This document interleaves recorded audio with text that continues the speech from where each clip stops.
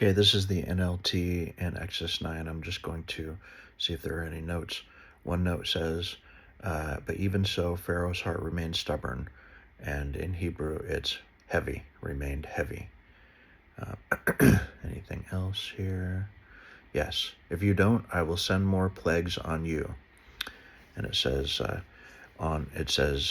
in Hebrew, on your heart. If you don't, I will send more plagues on your heart and your officials and your people.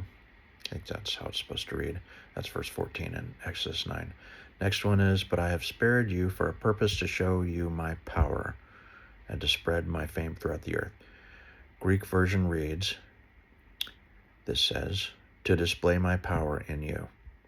In other words, but I have spared you for a purpose to display my power in you. Not as in it said, probably the Hebrew, I guess, in Exodus 9, verse 16, to show my power, you my power. Okay. All right, and the next one, if there's another one, I don't know. Yeah, there's another one. And Pharaoh again became stubborn. Hebrew made his heart heavy. Okay, that's it. So here we go. NLT, Exodus 9. Go back to Pharaoh, the Lord commanded Moses. Tell him, this is what the Lord, the God of the Hebrews, says. Let my people go, so they can worship me.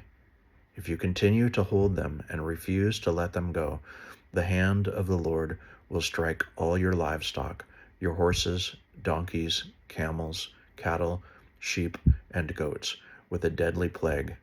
But the Lord will again make a distinction between the livestock of the Israelites and that of the Egyptians. Not a single one of Israel's animals will die. The Lord has already set the time for the plague to begin. He has declared that he will strike the land tomorrow. And the Lord did just as he had said. The next morning all the livestock of the Egyptians died, but the Israelites didn't lose a single animal. Pharaoh sent his officials to investigate, and they discovered that the Israelites had not lost a single animal. But even so, Pharaoh's heart remained stubborn, and he still refused to let the people go. Then the Lord said to Moses and Aaron, take handfuls of soot from a brick kiln and have Moses toss it into the air while Pharaoh watches. The ashes will spread like fine dust over the whole land of Egypt, causing festering boils to break out on people and animals throughout the land. So they took soot from a brick kiln and went and stood before Pharaoh. As Pharaoh watched, Moses threw the soot into the air, and boils broke out on people and animals alike. Even the magicians were unable to stand before Moses, because the boils had broken out on them and all the Egyptians.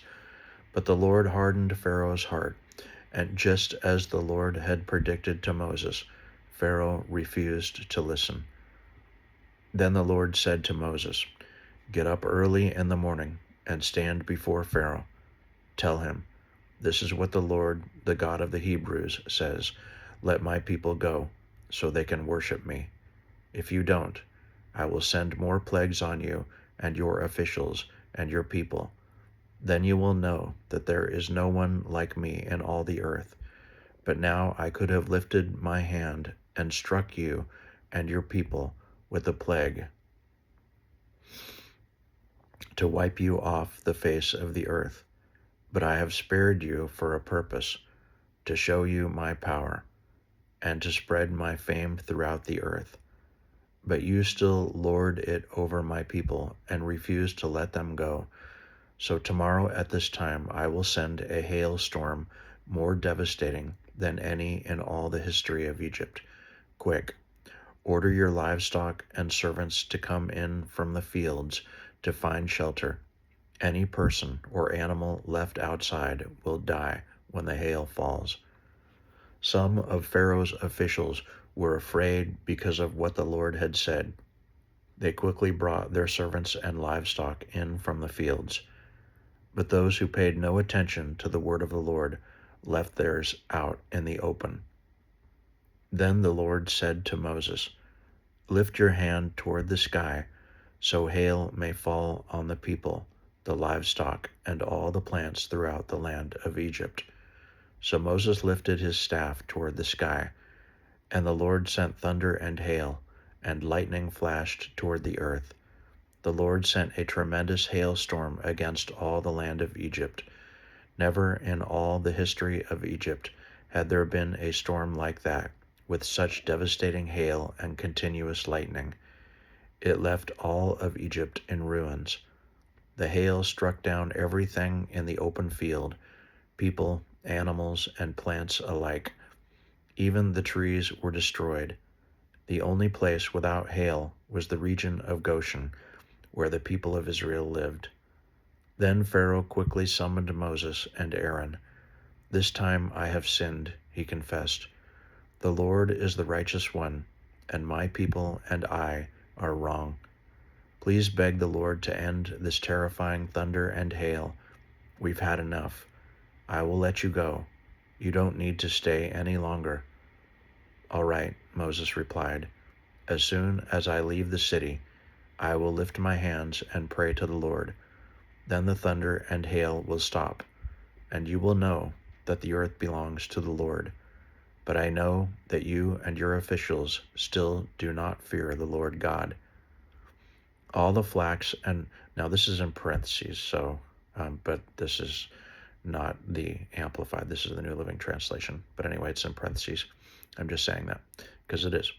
"All the flax and barley were ruined by the hail, because the barley had formed heads and the flax was budding.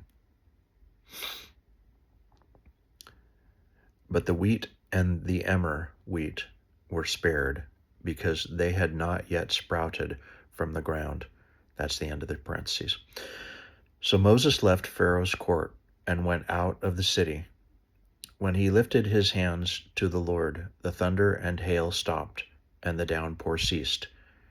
But when Pharaoh saw that the rain, hail, and thunder had stopped, he and his officials sinned again, and Pharaoh again became stubborn.